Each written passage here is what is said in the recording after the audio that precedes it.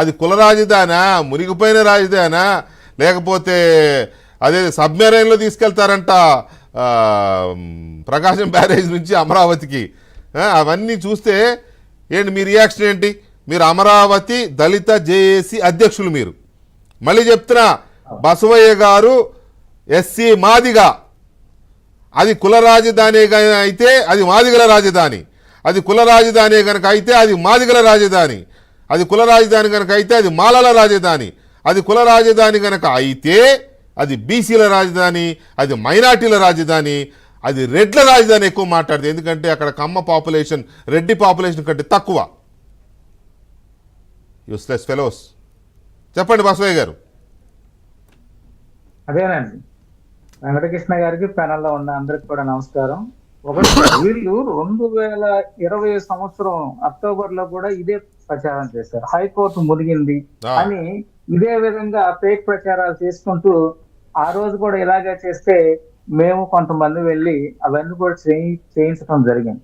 ఇక్కడ ఈ జగన్మోహన్ రెడ్డి ఈ ప్రచారం చేసే ఆ వీడియోలు ఒకసారి చూసినట్లయితే అప్పటి వీడియోలే, అప్పుడు ఏదైతే ప్రచారం చేశారో 2020లో అదే వీడియోలు తీసుకొచ్చి ఇప్పుడు కూడా అవి చూపిస్తూ ఇదే మునిగిపోయిందని చెప్పేసి ఈ ఫేక్ ప్రచారం చేస్తున్నారు. ఇక్కడ ఈ జగన్మోహన్ రెడ్డి మీడియా కానీ సోషల్ మీడియా వాళ్ళని ఒకదానికి ఒప్పుకోవాలండి. వాళ్ళ దగ్గర ఉన్నటువంటి స్టిల్ ఫోటోగ్రాఫర్లు, వీళ్ళందరూ కూడా స్టిల్ ఫోటోగ్రాఫర్లు, స్టిల్ వీడియో తీసేవాళ్ళు. ఇక్కడ కుంటలో నీళ్ళ దగ్గర కెమెరా పెడతారు, అక్కడ ఉన్నటువంటి హైకోర్టు మునిగిందని ఇక్కడ నుంచి హైకోర్టు చూపిస్తూ హైకోర్టు మునిగిందంటారు. ఇక్కడ కుంటలో నుంచి ఫోటో తీస్తా అక్కడ విట్ కాలేజీ మునిగిందంటారు. ఈ విధంగా ఆ స్టిల్ ఫోటోగ్రాఫర్లు మాత్రం అందరూ కూడా మెచ్చుకోవాలండి. ఆ విధంగా ఈ ఫోటోగ్రాఫర్లు ఈ విధంగా ఫోటోలు తీస్తారు. వాస్తవానికి అక్కడ రాజధాని అమరావతిలో అసలు ఏం జరిగిందో ఒకసారి అందరికి కూడా, ఆంధ్ర రాష్ట్ర ప్రజలందరికీ కూడా తెలియజేస్తానండి. కృష్ణా నది కరకట్ట నిర్మించిన తర్వాత ఇక్కడ గ్రామాల్లో కురిసినటువంటి నీళ్లు కృష్ణా నదిలో కలిసేటువంటి అవకాశం లేదు. అందుకోసం కలిసేటువంటి అవకాశం లేదు కాబట్టి అప్పుడు ధూళిపాల వీరయ్య చౌదరి గారు, అప్పటి వ్యవసాయ శాఖ మంత్రులు ధూళిపాల వీరయ్య చౌదరి గారు ఏం చేశారంటే ఒక క్రూయిజ్ గేటు, రాయపూడి ఏరియాలో ఒక క్రూయిజ్ గేటు కరకట్టకి నిర్మించారు.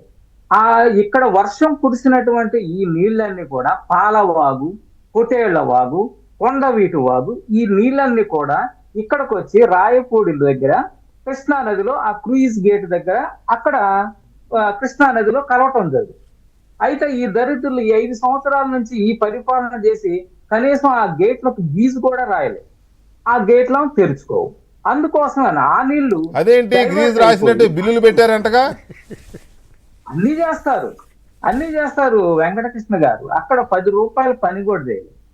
అక్కడ నుంచి వాటర్ డైవర్షన్ తీసుకొని వెలగపూడి మీదుగా వెంకటపాదం మంతిన సత్యనారాయణ రాజు గారి ఆశ్రమం దగ్గర అక్కడ ఒక క్రూయిజ్ గేట్ ఉంటుంది. అక్కడికి వెళ్తే అది కూడా వాటర్ ఎక్కువ అవటం వల్ల వెనక్కి వస్తున్నాయని చెప్పేసి మా రైతులు మేమందరం కూడా అక్కడ అడ్డు కట్టేది. అక్కడి నుంచి నీళ్లు కొండవీటి వాగు, బాబు గారు ముందుగానే ఆలోచించి ఈ మాస్టర్ ప్లాన్ లోనే ఈ కొండవీటి వాగు, ఈ కొటేళ్ల వాగు, పాలవాగు, ఈ వాటర్ అన్ని వస్తే దాన్ని ఎత్తిపోతల పథకం ద్వారా కొండవీటి వాగు లిఫ్ట్ ఇరిగేషన్ అని చెప్పేసి అక్కడ పెట్టి ఆ నీళ్ళన్ని ఎత్తి ప్రకాశం బ్యారేజీలో కలిసేటట్టుగా 4 మోటార్లతో మొన్నటి నుంచి తోడి అవతల పడేస్తున్నారు. ఇంకెక్కడ మునిగిద్ది? వీళ్ళు ఫేక్ ప్రచారం చేయడానికి ఈ 5 సంవత్సరాలు సరిపోలేదనుకుంటా.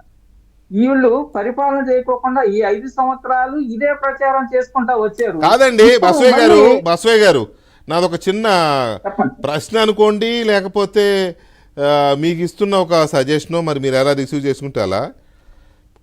పదే అమరావతిని కుల రాజధాని అంటుంటే మీరు వాళ్ళ మీద ఎస్సీ ఎస్టీ అట్రాసిటీస్ కింద కేసు ఎందుకు పెట్టరండి అనేవాళ్ళ మీద? వాస్తవే వెంకటకృష్ణ గారు, ఇక నుంచి స్టార్ట్ చేయండి. వాస్తవమే వెంకటకృష్ణ గారు. ఇక్కడ మేము కేసులు పెడతానికి మా మీద ఎస్సీల మీద ఎస్సీ ఎస్టీ అప్పుడు కేసు పెడుతున్నాడు జగన్మోహన్ రెడ్డి. మేము పెట్టే సంగతి తర్వాత మా మీదే ఎస్సీ ఎస్టీ కేసులు పెట్టి అయితే మమ్మల్ని కాదు జైలుకి కాదు పంపించారు. కాదు ఇక్కడ ఒక చిన్న సజెషను. అప్పుడు మీ మీద ఎస్సీ ఎస్టీ కేసు పెట్టిన అధికారుల మీద ఇప్పుడు మీరు పెట్టండి. అప్పుడు మమ్మల్ని ఇలా ఎస్సీ ఎస్టీ కేసు పెట్టి మమ్మల్ని అవమానించారు, ఇప్పుడు దరఖాస్తు ఇచ్చి పోలీసులకి ఇప్పుడు ఎస్సీ ఎస్టీ కేసు రివర్స్లో పెట్టండి ఒకటి. రెండోది, అమరావతిని ఇంకెవరైనా కుల రాజధాని ఎవడైనా ఎప్పుడైనా అంటే ఇమీడియట్గా మీరు జేఏసీ తరపున పెడతారా ఇంకెలా పెడతారో ఇమీడియట్గా ఎస్సీ ఎస్టీ కంప్లైంట్ లాడ్జ్ చేయండి. తప్పకుండా అండి. చేయాలి. తప్పకుండా అదే లేకపోతే పని చేస్తాం. లేకపోతే ఇది కంట్రోల్ అవ్వదండి. ఏదో ఒక రకంగా ఇచ్చిన తర్వాత కనీసం మీ కంప్లైంట్ కోసమైనా ప్రభుత్వం స్పందిస్తుందేమో. ఆయనేమో రెడ్ బుక్ రాజ్యాంగం అంటాడు, ఇక్కడ రెడ్ బుక్ లేదు, గాడిద గుడ్డు బుక్ లేదు. ఎవరి దారిని ఆడి తిరుగుతున్నారు. ఇంకెక్కువైనాయి అప్పటికంటే సోషల్ మీడియా హెరాస్మెంట్స్, నిజమేనండి. అప్పటికంటే ఎక్కువైనాయి. ఇప్పుడు మాట్లాడితే జగన్మోహన్ గారు ఏమో